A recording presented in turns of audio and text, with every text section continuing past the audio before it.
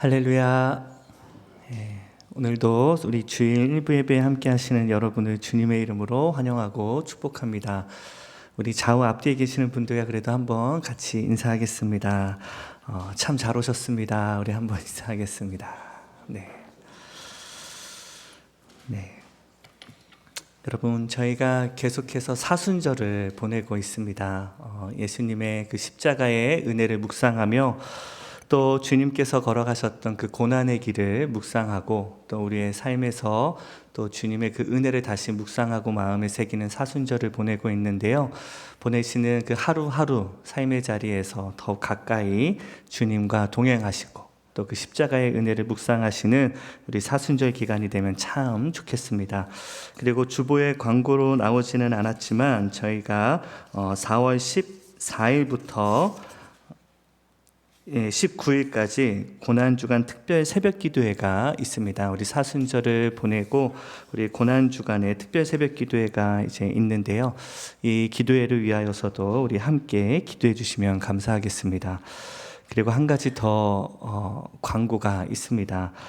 지난 화요일에 저희 KPCA 뉴저지 노예가 있었고요. 그 노예에서 저희 교회 제가 담임 목사 청빙안이 가결되었고 또 노예 가입이 승인되어서 제가 저희 교회 담임 목사로 취임을 하게 되었습니다. 그리고 그동안 섬겨주셨던 저희 방홍석 목사님께서는 임시 당회장직을 내려놓게 되셨고 이제 제가 담임 목사직을 감당하게 되었는데요. 이 부족한 종 위에서 여러분들께서 함께 계속 기도해 주시고 특별히 우리 뉴저지 장로교회가 주님 안에서 더욱더 거룩하고 또 아름다운 교회로 세워질 수 있도록 우리 여러분의 많은 기도와 관심을 부탁드립니다. 네, 오늘 함께 말씀을 나누겠습니다. 여러분, 세계적인 동기부여의 전문가이자 또 많은 여러 베스트셀러 책을 썼던 앤드류 매트스는요, 그의 책에서 미국에 있는 우주올 해양연구소에서 시험한 한 이야기를 소개하는데요. 수족관의 한 가운데에 투명한 유리벽을 설치합니다. 이렇게 이 수족관을 반으로 나눈 다음에 각각 수족관 양쪽에 한쪽에는 육식성 바닥고기인 상어보다도 더 무섭다라고 하는 바라쿠타와라는 이 상어계 어류를 넣게 되는데요. 또 이 바라쿠타가 좋아하는 숭어를 반대편에 넣게 됩니다. 이렇게 한쪽에는 바라쿠타가 또 한쪽에는 숭어가 있는데 그 가운데에는 유리벽으로 막혀 있는 거죠. 그런데 이 바라쿠타가 이 숭어를 바라보고는 순식간에 그 숭어를 향하여 전속력으로 돌진하는데 그때마다 중간에 있는 이 유리병에 부딪히게 됩니다. 쾅 하고 부딪히고 또 이내 돌아섰다가 또 다시 달려들다가 또 쾅 하고 부딪히고 그렇게 번번이 유리벽에 심하게 부딪히는 일들이 반복됩니다. 그렇게 몇 주일이 지나게 되면 이 바라쿠타는 더 이상 눈앞에 있는 숭어를 향해 달려들지 않는다라고 합니다. 그리고 몇 주간이 지나면 이 유리벽을 치우게 되는데요. 이 유리벽을 치워도 더 이상 이 바라쿠타는 숭어를 향해 달려들지 않습니다. 분명 자기의 눈앞에 먹인 숭어가 지나가는데도 도무지 거기에 관심을 두지 않는 겁니다. 번번이 부딪히고 가로막혔던 그 경험에 이미 이 바라쿠타가 길들여진 것인데요.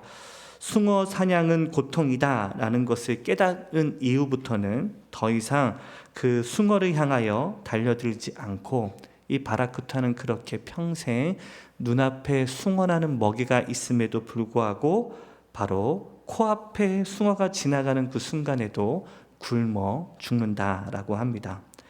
자기의 한계를 경험한 이후부터는 그 한계를 벗어나지 못하고 그렇게 굶어 죽어가는 겁니다. 여러분, 우리의 삶 속에도 또 우리 신앙생활을 하는 성도의 삶 속에도 바로 이와 같은 유리병이 분명히 존재합니다. 분명 우리는 자신의 자신이 바다의 포식자로 창조되었던 것을 알고 숭어를 향해 달려들었지만 계속되는 좌절에 그 눈앞에 숭어를 보고도 포기하는 삶을 살듯이 우리 역시 이 유리벽으로 인하여 우리의 삶의 이 벽으로 인하여서 우리의 삶에 주어진 그 은혜의 자리마저도 잃어버리고 포기하며 살아갈 수 있다는 겁니다. 그리고 오늘 우리는 바로 이처럼 성도로서 결코 잃어버리지 말고 포기하지 말아야 할 정체성이 있음에 대해서 오늘 본문 성경이 우리에게 말씀하고 계시는데요. 오늘 본문의 말씀을 통해 우리는 성도로서의 정체성에 대해 다시 한번 돌아보는 시간을 갖고자 합니다. 오늘 본문에서 성도는 바로 예수 그리스도의 증인이다라고 우리에게 말씀합니다. 바로 하나님을 증언하는 증인이고 바로 예수 그리스도를 이 세상 가운데 나타내는 증인이 바로 우리 성도라는 겁니다. 우리 다 함께 이를 증언하고 있는 사도행전 1장 8절의 말씀을 우리가 한 목소리로 함께 읽겠습니다. 사도행전 1장 8절입니다. 시작. 오직 성령이 너희에게 임하시면 너희가 권능을 받고 예루살렘과 온 유대와 사마리아와 땅끝까지 이르러 내 증인이 되리라. 아멘. 죄송하지만 제 모니터 소리를 조금만 더 키워주시면 감사하겠습니다. 여러분, 그런데 이 증인이라는 정체성은요, 단순히 오늘 본문에 기록되어 있는 신약 성경에만 나오는 증언이 결코 아닙니다. 여러분, 성경을 잘 찾아보시면 오늘 본문 또 다른 본문인 구약 성경에서도 우리를, 성도를, 주님의 자녀들, 하나님의 백성들을 증인으로 부르셨음을 증언하고 있는데요. 우리 또 다른 본문인 이사야서 43장 10절과 12절의 말씀을 우리가 함께 읽겠습니다. 시작. 나 여호와가 말하노라. 너희는 나의 증인, 나의 종으로 택함을 입었나니. 12절. 그러므로 너희는 나의 증인이요 나는 하나님이라. 여호와의 말씀이니라. 아멘. 그러니까 여러분, 신구약 성경을 일관되게 하나님의 백성, 너희는 나의 증인이라 라고 부르고 우리를 초청하고 계시는 겁니다. 이것이 너희들, 바로 부름받은 하나님의 백성이고 주님의 자녀들, 성도의 정체성이라는 거죠. 사랑하는 예배자 여러분, 오늘 본문에서 이야기하는 이 성도로서의 증인이라는 정체성이 여러분들에게는 어떻게 다가오십니까? 익숙하고 내가 성취하고 있는 본분으로, 아니면 내가 지금 걸어가고 있는 삶의 자리로 다가오십니까? 아니면 머리로는 알고 있지만 실제 삶의 자리에서는 공감하기 어렵고 실제로는 살아내기 어려운 숙제와 같은 자리로 다가오십니까? 마치 증인의 삶은 내가 걸어가는 거는 조금 어렵고 교회에서 선교나 전도에 특화되신 분들이 좀 하는 특별 활동 정도로 생각하고 있으시지는 않으십니까?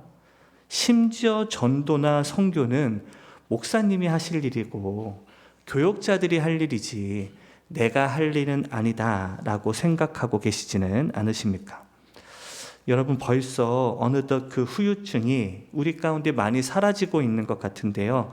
우리는 2020년 시작된 팬데믹을 겪으면서 많은 몸살을 겪었습니다.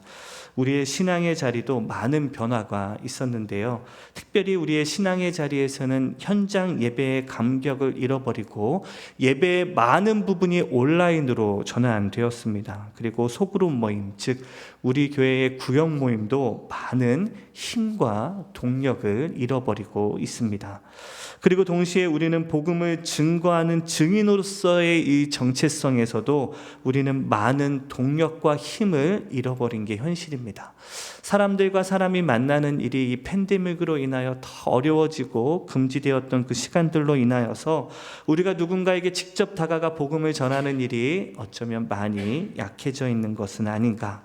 마치 바라푸타가 유리벽에 막혀서 더 이상 숭어를 향하여 돌진하지 못하는 것처럼 우리의 신앙도 이 팬데믹이라는 현실에 또 우리의 삶에 주어진 많은 어려움과 고통의 자리로 인하여서 우리가 증인으로 부름을 받았지만 이 증인으로서의 정체성을 감당하는 데에 많이 넘어지고 실패하고 있는 것이 아닌가라는 것을 생각하게 됩니다. 간절히 소망하기는 오늘 이 아침 우리 말씀을 통하여서 다시 한번 하나님께서 예수 그리스도께서 저와 여러분에게 주신 이 성도로서의 정체성, 바로 이 증인의 자리를 다시 한번 확인하고 붙들고 다시 살아가기로 결단하는 저와 여러분이 되시기를 주님의 이름으로 간절히 축복합니다. 자, 여러분, 하나님은 왜 우리를 바로 하나님의 증인이라고 일관되게 말씀하십니까? 또 여러분, 증인이라는 정체성에서 발견하게 되는 바로 성도의 모양은 어떤 모습입니까? 여러분, 첫 번째로 우리가 확인하고 살펴보고자 하는 것은요, 바로 우리는 하나님을 증언하는 증인으로 부름을 받았음을 우리가 결코 잊어서는 안 됨을 우리는 붙들어야 합니다. 여러분, 먼저 증인이라고 한다면 어떤 이미지가 떠올려지십니까? 이 증인이라는 말을 딱 떠올렸을 때 여러분의 마음에 떠올려지는 또 다른 단어들은 무엇입니까? 여러분, 교회에서는 아마 이런 단어들이 생각날 것 같습니다. 전도, 선교, 복음 전파 등의 단어들이 이 증인이라는 단어와 함께 떠올려질 것 같은데요. 왜냐하면 교회에서는 너무 이 증인이라는 단어를 전도나 선교에 너무 자연스럽게 연결해서 설명하고 있기 때문입니다. 그런데 여러분, 이 말들은요, 너무 교회스러운 단어입니다. 그런데 성경에 기록되어 있는 이 단어는요, 잘 보시면 결코 종교 아니면 교회스러운 단어가 아니라 애초에 법적인 용어입니다. 말 그대로 어떤 사실을 증명하기 위하여서 법정에 소환된 사람이 바로 증인이고, 바로 그 법정에서 어떤 사실에 대해서 자신이 아는 바를 증명하기 위하여 부름받은 사람이 바로 이 증인이라는 말의 진짜 의미입니다. 그런데 우리는 교회에서 너무 이 말을 기독교적인 의미로 잘 의역해서 듣다 보니까 우리는 늘 이 증인이라는 말을 전도나 선교나 아니면 복음 전파와 연결지어서 이해를 하는 거죠. 그런데 여러분, 성경에 기록되어 있는 성경의 원어의 의미를 살펴보면 이 증인이라는 단어 자체는 재판정에서 사용되는 법정 용어입니다. 기독교적, 신앙적인 의미가 아니라 법정에서 사용되는 현장 용어가 성경에 기록되어 있는 겁니다. 신약의 헬라어도 마찬가지이고 구약의 증인이라고 뜻하여 해석되어 있는 에드라는 이 말도 witness, 즉 증인과 목격자를 의미합니다. 우리는 이것을 본문인 이사야서에서도 확인하게 되는데요. 우리 같이 오늘 본문 또 다른 이사야서의 본문인 우리 43장 9절의 말씀도 우리 한 목소리로 함께 읽겠습니다. 시작. 열방은 모였으며 민족들이 회집하였는데 그들 중에 누가 이 일을 알려주며 이전 일들을 우리에게 들려주겠느냐. 그들이 그들의 증인을 세워서 자기들의 옳음을 나타내고 듣는 자들이 옳다고 말하게 하여 보라. 아멘. 여기 보시면 그들이 그들의 증인을 세워서 자기들의 옳음을 나타내고 듣는 자들이 옳다 말하게 하여 보자 라고 이야기할 때 이 증인이 바로 법정 용어인 witness, 증인이라는 이야기입니다. 여러분, 그런데 이 이사야서의 말씀을 잘 보시면 오늘 본문 한 화면에 다 나오지는 못하지만 오늘 이 말씀을 잘 보시면 이 이야기는 바로 법정인 현장을 묘사하고 있는 본문임을 보게 됩니다. 이 이야기는 어느 예배의 자리나 성도들이, 하나님의 백성들이 모여있는 자리가 아니라 마치 재판정의 모습을 보여두듯이 열방과 민족들이 이 재판정의 관람객으로 모여있는 자리를 묘사하고 있는, 설명하고 있는 말씀인데요. 오늘 본문을 잘 보시면 실제로 이 소송을 제기한 원고와 피고가 오늘 본문에 기록되어 있는 것을 보게 됩니다. 혹시 성경이 있으신 분들은 성경의 말씀으로 한번 보시면 좋을 것 같은데요. 여러분, 성경을 잘 보시면 이 소송을 제기한 원고가 누구로 나와 있냐면 바로 하나님이십니다. 그럼 하나님이 제기한 소송의 내용은 무엇이냐면 바로 내가 참으로 이 이스라엘 백성들의 하나님이심을 이 소송을 통해서 증명하고 싶으신 겁니다. 하나님은 이렇게 열방의 모든 민족들의 백성들이 모여있는 그 자리에서 자신이 택하여 부른 증인들을 통해 내가 바로 이 땅의 온 우주 만물의 참된 신임을, 왕임을 이 재판을 통해 증명하고자 하시는 거죠. 그러자 여러분, 10절 상반절에서 하나님이 무엇이라고 이야기합니까? 우리 다 함께 우리 10절의 말씀도 우리 한 목소리로 함께 읽겠습니다. 시작. 나 여호와가 말하노라. 너희는 나의 증인, 나의 종으로 택함을 입었나니 이는 너희가 나를 알고 믿으며 내가 그인 줄 깨닫게 하려 함이라. 아멘. 여러분, 오늘 본문의 말씀을 보시면 누가 하나님의 증인으로 부름을 받았다라고 성경이 기록합니까? 너희들, 바로 이스라엘 백성, 하나님의 자녀들이 나 여호와가 참된 하나님의 나 여호와가 바로 하나님의 참된 신임을 증명하기 위하여 부름받은 증인이 바로 너희들이라고 말씀하고 있는 겁니다.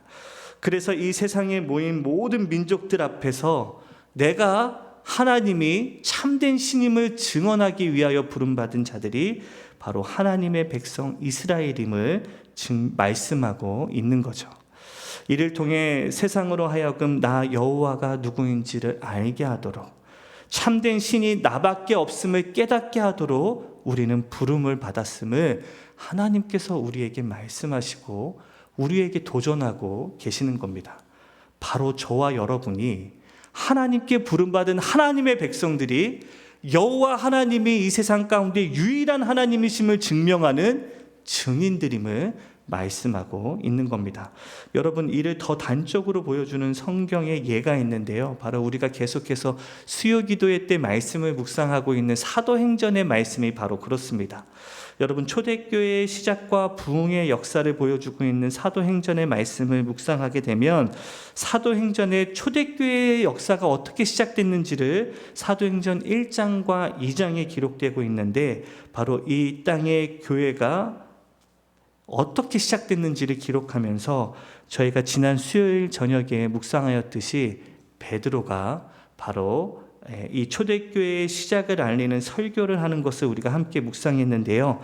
결국 이 베드로가 성령 충만하여서 그 초대교회의 시작을 알리는 설교를 했을 때 그가 했던 증언이 무엇이었냐면 바로 십자가의 복음이었고 예수 그리스도의 부활이었습니다.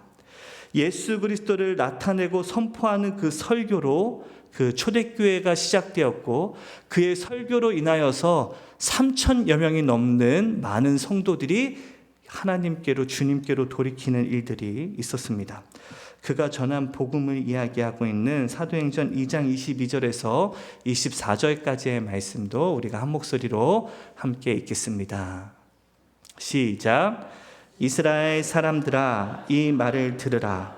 너희도 아는 바와 같이 하나님께서 나사렛 예수 그리스도로 큰 권능과 기사와 표적을 너희 가운데 베푸사 너희 앞에서 그를 증언하셨느니라. 그가 하나님께서 정하신 뜻과 미리 하신 대로 내준 바 되었거늘 너희가 법 없는 자들의 손을 빌려 못 박아 죽였으나 하나님께서 그를 사망의 고통에서 풀어 살리셨으니 이는 그가 사망에 매어 있을 수 없었습니다. 아멘. 좀 긴 말씀이지만 여러분, 이 본문의 말씀을 잘 묵상하시면 이 이야기는 결국 예수 그리스도가 십자가의 그 죽음을 통하여 우리를 구원하셨고 그 십자가에서 죽으셨던 예수님이 사흘 만에 부활하셔서 우리를 승리의 삶으로 인도하셨음을 그가 선포하고 있는 겁니다. 바로 그의 말씀을 통하여, 그의 삶을 통하여 예수 그리스도를 전하고 증거함으로 초대교회가 시작되었고, 많은 이들이 주님의 앞으로 돌아오는 역사가 있었음을 성경이 기록하고 있는 겁니다. 여러분, 이와 같이 우리의 삶을 통하여, 부름받은 성도의 삶을 통하여 우리는 하나님을 증거하고 하나님이 이루신 구원의 역사를 증거해야 하는 주님의 자녀들임을 우리는 잊지 말아야 한다라는 겁니다. 여러분, 최근에 이 뉴욕 땅의 타임스퀘어에 복음을 광고하는 광고판이 세워진 것 혹시 보셨습니까? 이 화면을 잘 보시면 여기는 타임스퀘어 한복판인데요. 그 중에 큰 현수막으로 세계에서 가장 비싼 광고판이라고 할 수 있는 뉴욕 맨하탄 타임스퀘어의 광고판에 복음을 전하는 광고가 달렸습니다. 이 광고판은 지난 2월부터 광고가 시작되었고 지금도 세워져 있고, 이 광고판은 앞으로 5월까지 이 광고는 계속된다라고 합니다. 하루에만 350만 원이 넘는 이 광고 비용이 드는 광고판인데요. 복음을 광고하는 이 신박한 광고의 내용을 소개하는 영상을, 한 1분 30초 되는 영상인데요. 오늘 잠깐 우리가 함께 보시고 말씀을 이어서 나누겠습니다. 매년 1억 3천여 명의 방문객들이 찾는 미국 맨해튼 타임스퀘어에는 애플, 코카콜라, 삼성, LG, 그리고 한국의 아이돌부터 한국의 음식을 알리는 광고까지 세상이 알리고 싶어 하는 수많은 광고들이 있습니다. 그런데 생각해 보셨나요? 정작 우리가 세상에 알려야 하고 알리고 싶은 예수님 이야기는 여기에 없습니다. 이렇게 많은 사람들이 모이고 이렇게 많은 세상 광고들이 있는 이곳에 예수님을 알리는 광고 하나쯤은 반드시 있어야 한다고 생각했습니다. 그래서 2025년 2월 맨해튼 타임스퀘어에 예수님을 알리는 복음 광고를 다시 세웁니다. 세상이 반드시 알아야 할 예수님을 전하기 위해 세상에서 가장 광고료가 비싸다는 타임스퀘어에 또 한 번 무모해 보이는 일을 시작하려 합니다. 네, 감사합니다. 여기까지만 보여주시면 감사하겠습니다. 네, 어떠십니까? 가슴 뭉클하지 않으십니까? 우리가 부름받은 그 증인으로서의 삶을 살기 위하여서 어쩌면 우리가 너무 당연하게 지나쳤던 그 맨하탄 타임스퀘어에 누군가는 증인으로서의 역할을 감당하기 위하여서 예수님을 걸고 광고하기 시작했습니다. 그리고 그 광고는 이미 지난 2016년 첫 번째로 시작되었고 2025년 두 번째로 이 광고 사역이 시작되어서 지금도 계속되고 있습니다. 여러분, 이 복음을 광고하는 단체에 대해서는 잘 모르실 수 있으실 것 같은데요. 제가 전에 사역했던 토렌스 제2장로교회에도 이 사역을 담당하시는 고정민 이사장님께서 방문하셔서 간증을 해주셨지만, 이분은 원래 삶의 역할이, 본인이 했던 직업이 아주 유명한 광고 업체에서 청와대나 유명 업체들의 광고를 도맡아서 하는 광고 전문가였습니다. 그런데 그 일을 하다 보니까 내가 할 수 있는 그 은사를 가지고 예수님은 왜 광고하지 못했을까라는 깨달음을 갖고 난 이후에, 그 이후에는 모든 본인의 일을 다 내려놓고 그 이후부터는 예수님을 광고하는 일만 하시는 분이십니다. 사진을 다시 한번 보여주시면 이분이 하시는 사역이 바로 삶의 곳곳에 수많게 깔려있는 그 광고의 자리에 복음을 전하는 광고를 세우는 일을 하십니다. 보이시는 것처럼 고속도로 전광판이나 버스, 또 지하철 내부나 벽면, 또 정류장, 또 또 교회의 외벽, 비어있는 그 외벽에 오랜 시간 광고계에 몸담고 있었던 자신의 은사를 활용하여서 광고를 만들고 내걸어서 예수 그리스도를 증거하는 일을 하고 계십니다. 지금은 이 사역이 너무 활발하게 진행되고 있어서 대한민국뿐만 아니라 우리가 살고 있는 이 뉴욕 맨하탄, 그리고 전 세계적으로 이 복음 광고 사역이 확산되어서 지금은 전 세계 곳곳에 이 복음 광고판이 나누어지고 전하여져서 예수님이 지금도 광고되고 있다고 합니다. 사랑하는 예배자 여러분, 저와 여러분의 삶은 어떠십니까? 누군가는 자신의 삶을 통하여 예수 그리스도를 증언하기 위하여 매일매일 부단히 애쓰고 노력하는 삶을 살아가고 있는데, 저와 여러분의 삶은 예수 그리스도를 증언하고 있는 삶이십니까? 아니면 어쩌면 그건 누군가 다른 사람이 할 일이라고 치부하고 나는 증인으로서의 삶은 내려놓고 계시는 삶이십니까? 오늘 본문의 말씀을 통하여 저와 여러분에게도 주님께서 도전하십니다. 우리는 하나님을 보여주는 증인이라고 말입니다. 부디 잊지 마십시오. 성도의 또 다른 중요한 이름은 바로 증인입니다. 하나님을 세상에 나타나고 증거하는 증인이 바로 우리의 또 다른 정체성입니다.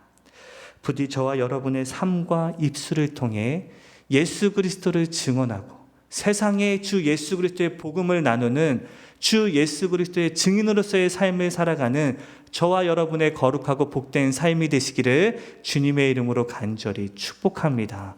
여러분이 만나는 그 누군가에게 복음을 전하고 예수 그리스도를 전할 수 있는 그 입술이 삶이 여러분이심을 기억하며 그 삶을 사시기를 주님의 이름으로 축복합니다. 우리 좌우 앞뒤에 계시는 분들과 이렇게 한번 인사하면 좋겠습니다. 여러분, 당신과 나는 예수 그리스도의 증인입니다. 이렇게 한번 인사하겠습니다. 네. 쑥스러우시죠? 네. 우리 큰 소리로 한번 하겠습니다. 속삭이듯이 여러분 이렇게 하지 마시고, 큰 목소리로 당신과 나는 예수 그리스도의 증인입니다. 이렇게 다시 한번 인사하겠습니다. 네, 훨씬 좋으네요. 네, 감사합니다.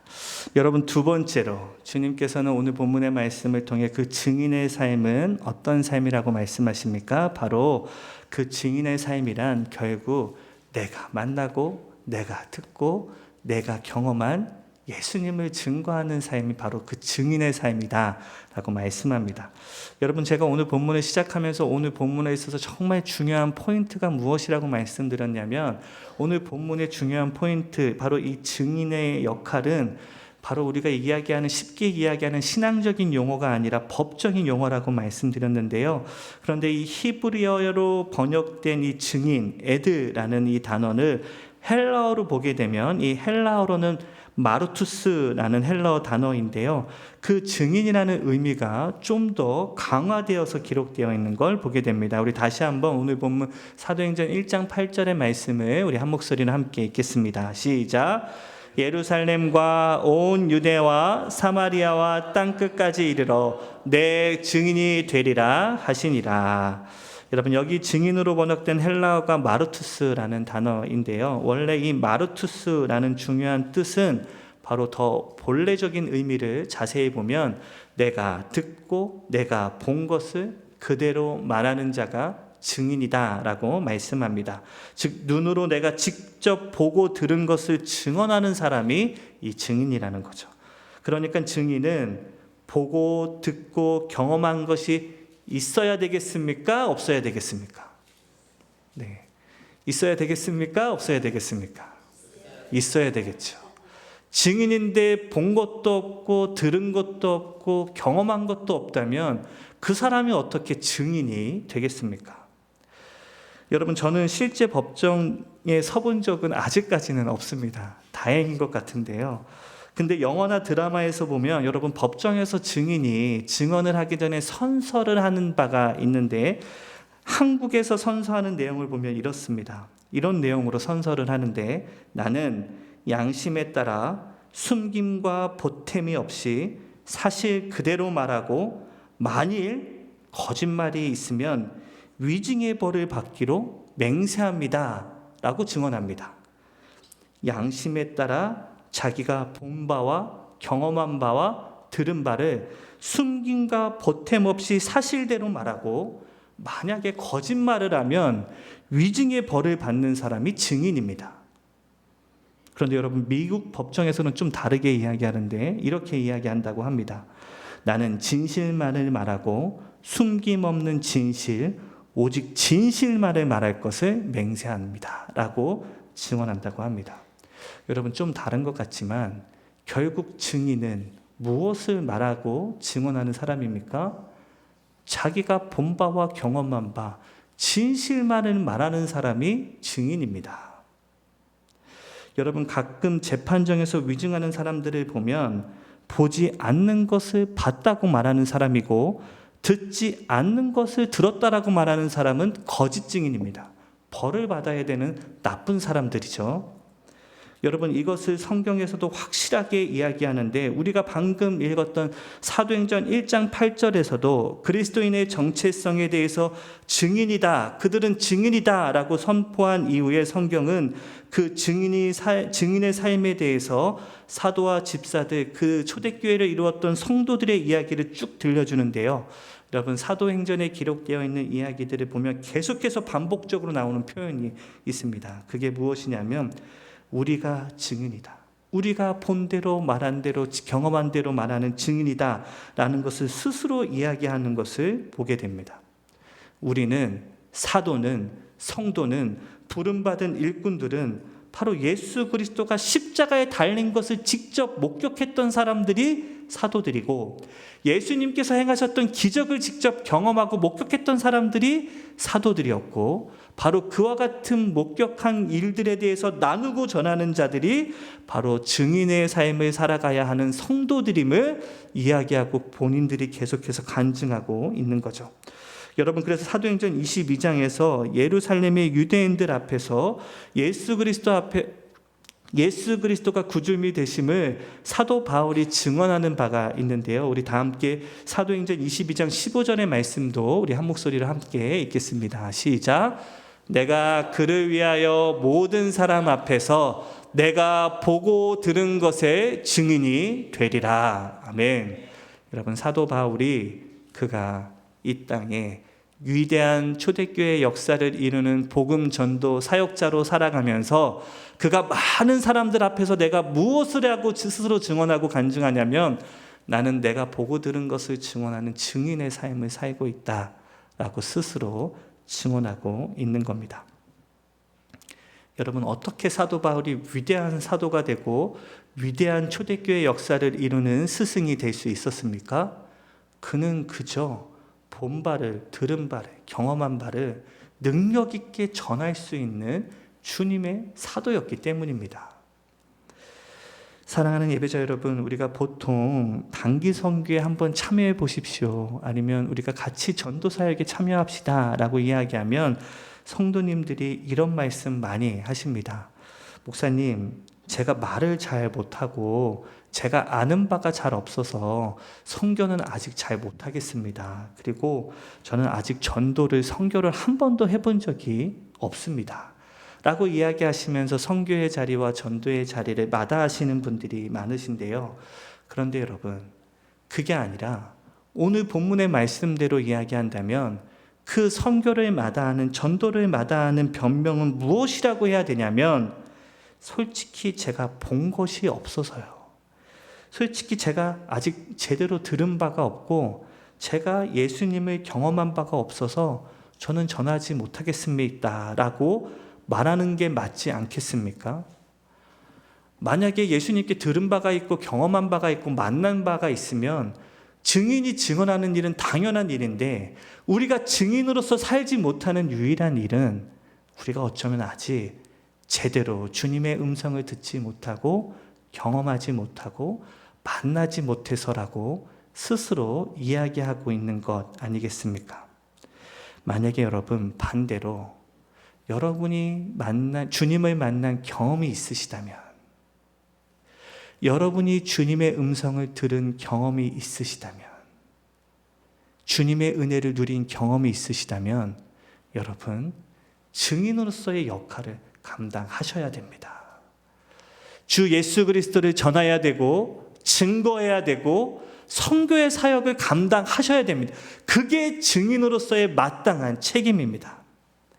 여러분, 제가 저희 교회에 부임하고 나서 정말 참 감사했던 여러 순간들이 있는데요.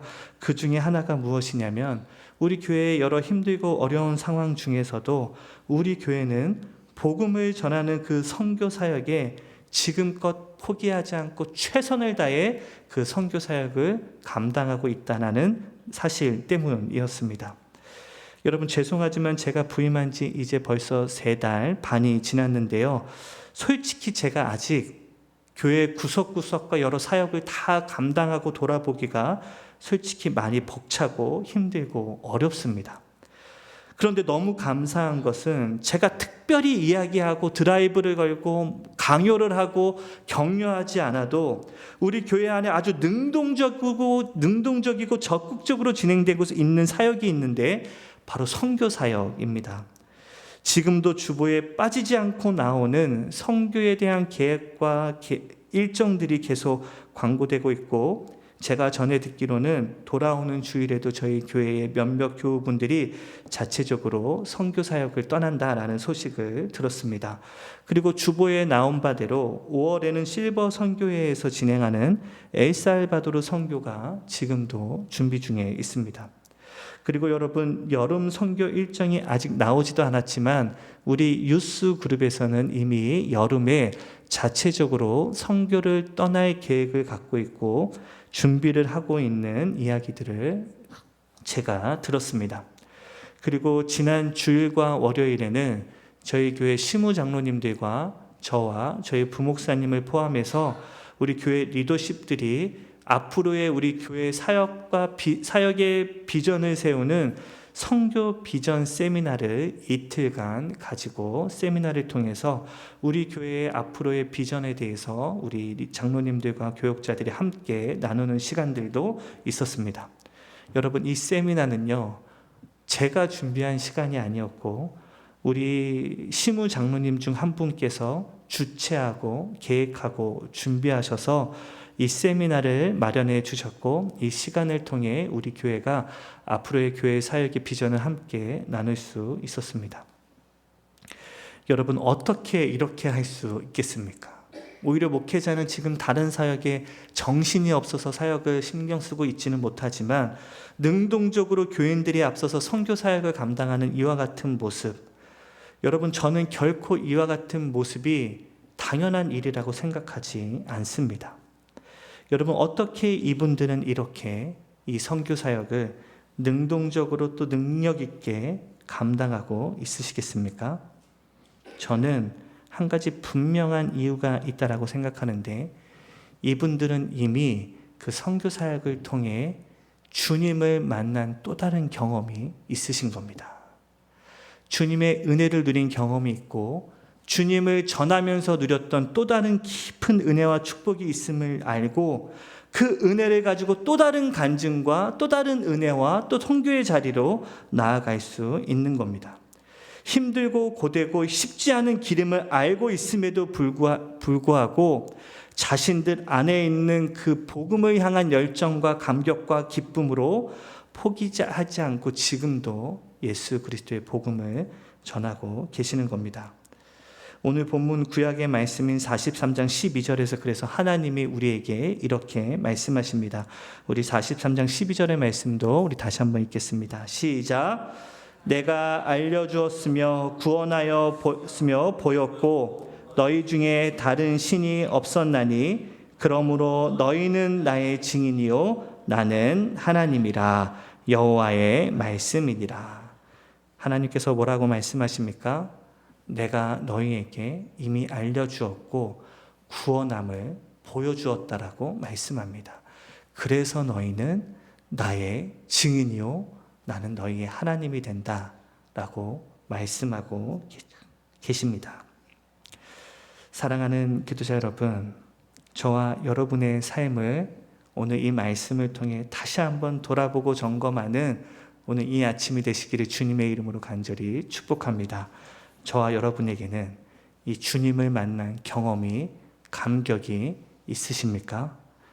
그렇다면 우리는 예수 그리스도의 하나님의 증인임을 기억하며 그 증인의 삶을 살아가는 저와 여러분이 되시기를 주님의 이름으로 간절히 축복합니다.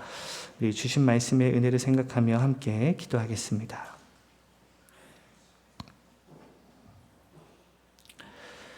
사랑과 은혜의 하나님 아버지 감사합니다. 오늘 이 복된 아침 우리를 주님의 전으로 인도하여 주시고 우리가 바로 주님을 증거해야 하는 증인으로 부름받은 자들임을 다시 한번 깨닫게 하심에 감사합니다. 아버지, 우리의 또 다른 정체성인 하나님을 증거하는 증인임을 잊지 않게 하여 주시고 우리의 삶을 통하여 하나님 아버지의 그 위대하심을, 예수 그리스도의 그 십자가 복음의 은혜와 사랑을 나누고 전하는 우리 모두가 되도록 주님 축복하여 주시옵소서. 또한 우리에게 주님이 주시는 그 감격과 기쁨이 있음을 잊지 않게 하여 주시고 우리에게 주신 그 은혜에 합당하게 주신 삶의 자리에서 예수 그리스도를 나누고 전하는 주님의 자녀들 되도록 주님 축복하여 주시옵소서. 모든 말씀 우리 주 예수 그리스도의 이름으로 간절히 기도하옵나이다. 아멘.